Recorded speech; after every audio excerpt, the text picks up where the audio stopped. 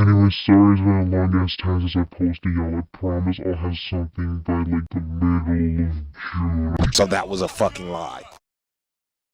And now on a completely unrelated note, to celebrate 100 subscribers, here is my introduction video. Hi, my name is Jay. I am aromantic and asexual, and also non-binary. I am mixed, and I am autistic, which may or may not explain why I talk at the same rate as the first guy from Smiling Friends. I like drawing, I like playing video games, I like writing, I like collecting plushies, I like swimming, I like animals, and I have the dog to prove it. I like voice acting, and to be more specific with my likings, here is a compilation of my favorite series, my favorite music artists, my favorite video games, and just my favorite comfort characters. And that's the end of the video. It's what I would be saying if I were a normal individual, but unfortunately I am not, so there's actually a part 2 to all this, baby. But why the fuck do you have a part 2 to a introduction video? You may be asking. Well, that is because I will also be introducing my OCs to you all. So, with that out of the way, let me introduce y'all to Blood vs. Bullets. Very corny title, I know, I'm working on it, but basically the whole premise of the story is about AI versus humanity and how, while AI was a mistake, it's unfortunately something people have to cope with. And to quote the icon that is Marina and the Diamonds, your possessions will possess you. So, basically in this timeline, I guess you'd say, of Earth, initially, people put a stop to using AI because it got way out of hand and there were no restrictions, and most people just agreed, you know, it was an awful thing. But then, years later, some rich asshole decided it'd be a good idea to bring it back, but this time they promised, quote unquote, that it would be more restricted and more safe to use and all that kind of shit. And initially, everything goes so well that this one company I really need to establish the name of, they come up with the brilliant idea of putting AI into humanoid or like android, I guess you could call them, body. And the whole like appeal of it is like someone could basically could buy themselves like a little companion or a little worker. And at first things went really well. People were able to become friends with them and just chill with them and use them for jobs. And there were no like setbacks of like the androids being emotional or stepping out of line. They were just obedient and basically like the equivalent of getting yourself like a little teddy bear or like friend, like in a toy form. But as humans or humanoids do, they evolved and they started to get smarter and more conscious, and they basically became self-aware. But what really fucked things up was when this one android who was just like, who just had like the worst fucking owner ever, a really rich like evil guy, and he was, I'm debating on him being one of a few or just the sole like android in this situation where he was like without restrictions on his mind or whatever you want to call it, so his owner could take advantage of that, and he had like as much knowledge as an AI could have. And out of rebellion because his owner treated him and so many other people like shit, he decided to make an announcement like online telling his fellow like brethren, whatever the hell, that they were basically being restricted and like mind controlled, and they need to step the hell up for themselves. And from there, a whole lot of conflict started. And this is where the game would come in, which basically, just gameplay wise, for anyone curious, I would have liked it to be something similar to like Plants vs Zombies Garden Warfare, where like you have the two teams, like the plant team and the zombie team, but Instead of that, it's like obviously the humans and the androids. And you could get like specific like skills for them over time, similar to like Overwatch. So yeah, essentially like a mix of those two things, I guess. And the factions are started by these two dickheads who, a huge falling out. They were like very good business partners. They had a very like popular business. I totally don't ship them, by the way. And you know, they were originally very close. This dickhead had bought the other dickhead, thinking everything would be fine and everything would be chill, and they'd just be like normal friends who got along great and perfect. But over time, he realized that he didn't want to over rely on him and wanted to distance himself from his friend. But because this was not long after the announcement was made, basically like his friend was like very like jealous and like upset about it, and started to like question their friendship and stuff. And from there on, they had a big ass argument. Somehow their house caught on fire, and by pure coincidence, the two both somehow survived and made like these factions to basically like protect themselves and like get back at each other. With the human faction led by Irving, consisting of these guys: a bubbly medic girl who has yet to experience the horrors, a broke white boy who desperately in need of money. I don't know why that was funny to me. Immortal guy who was just the best at everything. Angsty werewolf girl who wants to get back at the guy who turned her into one. Mind-controlled guy who does not know he's mind-controlled. Shitty nepo baby who insists she's cool but she's not. And very spiritual and cryptic old man. Then with the android faction, which I know I just said was made by Rusty, but in actuality, like, that was what I originally thought, but then I realized that's stupid and too much of a coincidence. It was actually started by this guy who would be like a supporter of the team, who was just a complete fucking maniac. But over time, like he, as Rusty would join him, he'd eventually like give him the leadership role, so he could focus on commanding the team while this absolute maniac can do whatever it is he wants to do in his laboratory.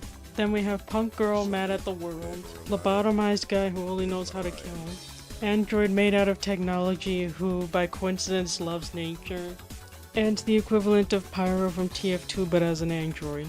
And finally, that is everything for this series so far.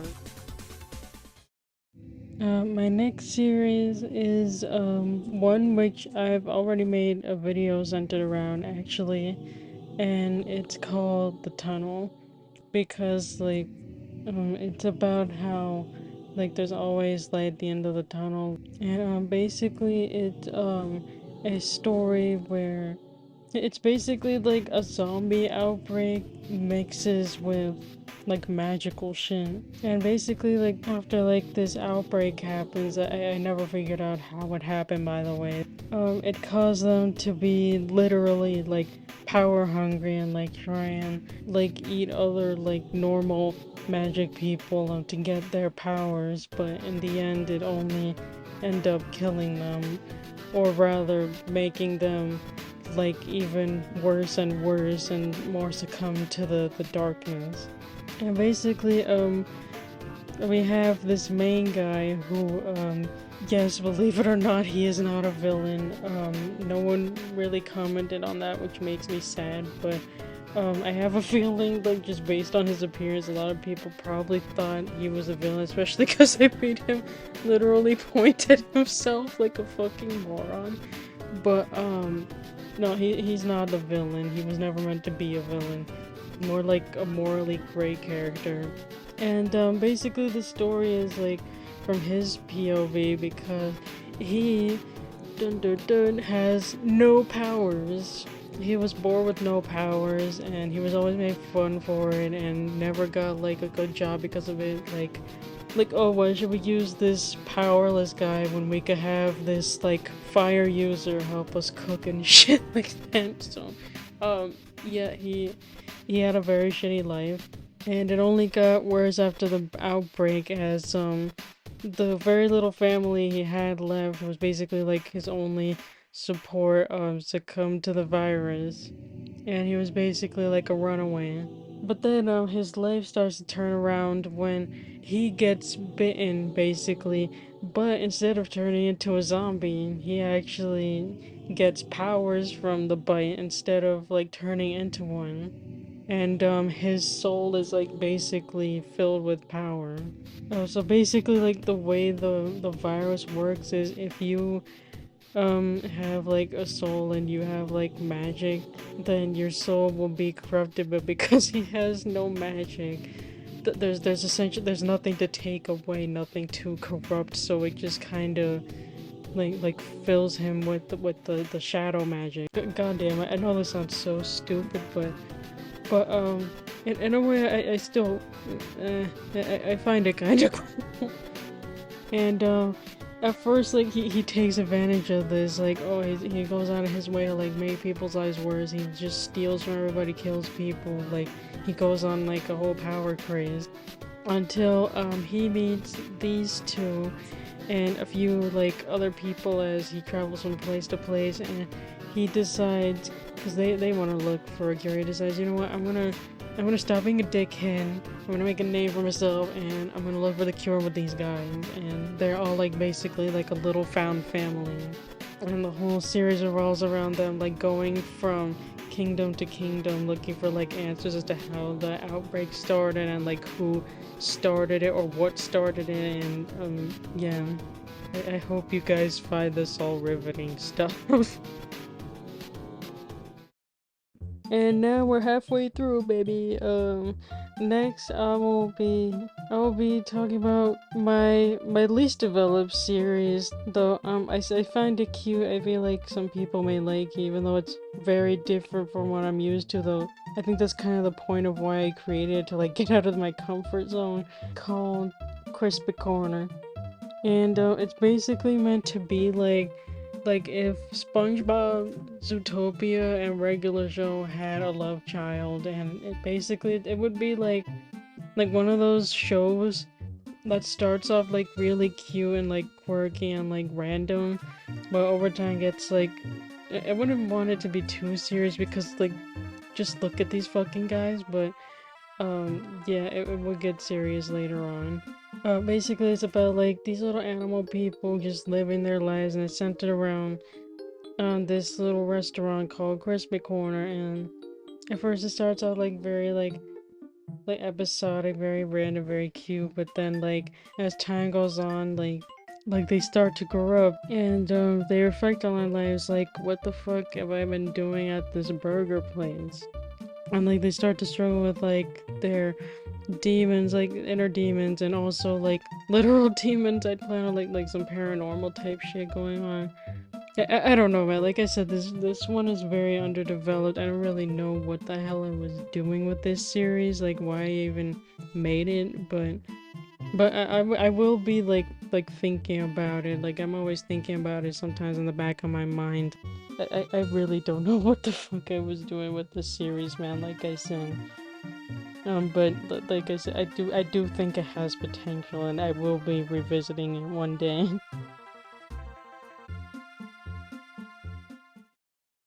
Finally getting on with my last series idea. This one is called The Bewitchers and the Blackstone. This one, it's not, I wouldn't say that I hate it. It's just like much more on the nose with its message compared to the other ones, which I don't know like how many people will be a fan of it, especially considering like I always see people talk about how like they're tired of seeing like fantasy racism and that kind of stuff displayed, and like want more like original kind of plots and not stuff that reflects real life and real suffering too much. But I figured I'd still show it anyways. It's still something I'm like kind of passionate about, especially character wise.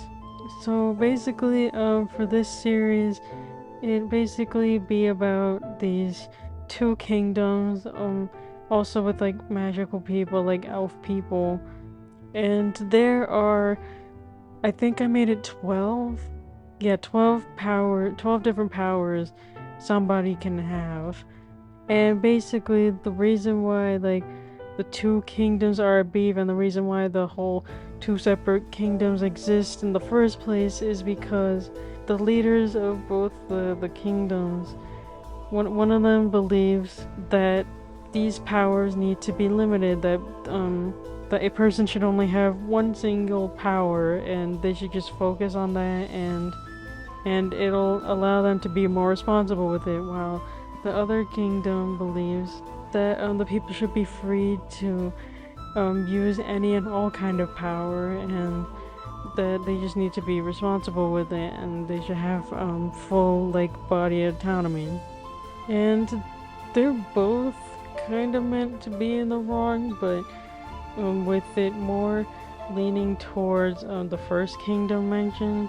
Literally everything could be solved if they just respected each other, but since they can't fucking do that, or rather the king can't accept that and just leave the people alone, and so they defend themselves, and the king doesn't like that shit. Basically, like, the two kingdoms set out on this quest to like find this Blackstone, as titled, which will grant them more power. But what they don't know is that the pieces were actually broken. But they wouldn't actually know about the Blackstone until like later on, as oh god, how the fuck do I explain?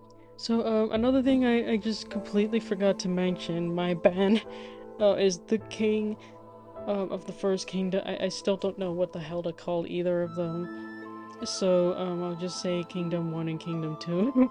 Kingdom 1 has this like army, I guess you could say, which I called the Daring Dozen or some shit like that, something dozen, where like he basically has like the best magic user for this one power representing and like fighting for him, and they all join it for different reasons, and the series explores that.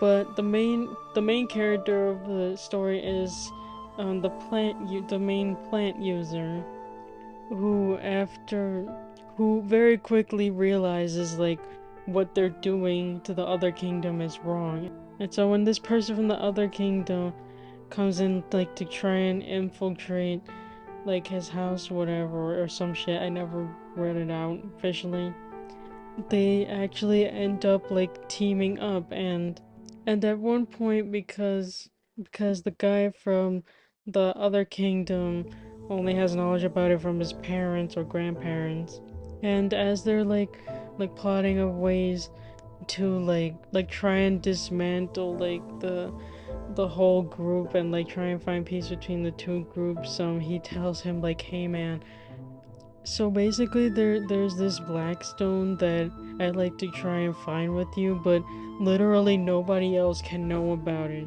and the goal will be to bring peace, but some way or another one of them gets captured, and the main like leader of an army group, who is this dickhead who has the power of like super strength, figures out the truth after using this guy with like mind control and like mind reading powers to figure them out and figure out their plan. And he tells the king, who's like his adoptive dad, hey man, let's go get this shit, let's go beat up the other kingdom, hell yeah. And the whole story is basically like revolved around like the fight between which kingdom will get in, like whose hands it'll fall into, and like the importance of fighting for peace. Like I said, very on the nose shit, very like, it would definitely be something much more like political, which isn't like inherently a bad thing, I know, but I do know it makes like a lot of people uncomfortable, so that's why I've just kind of stayed away from it a little while. Not because I think it's bad, but just because like I don't know if the world will be ready for it, dude. I don't. And that is it for this section finally. Yippee! By the way, because I think it's a main part as to why like a lot of this art stuff is unfinished, I could not for the life of me figure out which one to focus on and which one like to finish writing and drawing for. So please, if anyone's even watching up to this point, please comment either this emoji if you like the first one the most, this emoji if you like the second idea the most, this emoji if you like third idea the most, and this emoji if you like this last one the most. It's also kind of the reason why this video's taken me so long to make also. So yeah, that would really help a lot. And now with this hellscape finally over, I'd just like to take the time to thank you guys again for 100 subs, which may not be a lot, but it means a lot to me, especially as a small channel. I truly do mean that from the bottom of my heart. I appreciate every last one of y'all, and I love getting the chance to share my random ideas to the world, and it makes me even happier to see people like my random ideas, especially considering all my life I've been just the cringy, quiet art kid. But now I could be the cringy, quiet art kid with a cool-ass YouTube channel, with cool-ass people subscribe to me. So yeah, thank you guys from the bottom of my heart.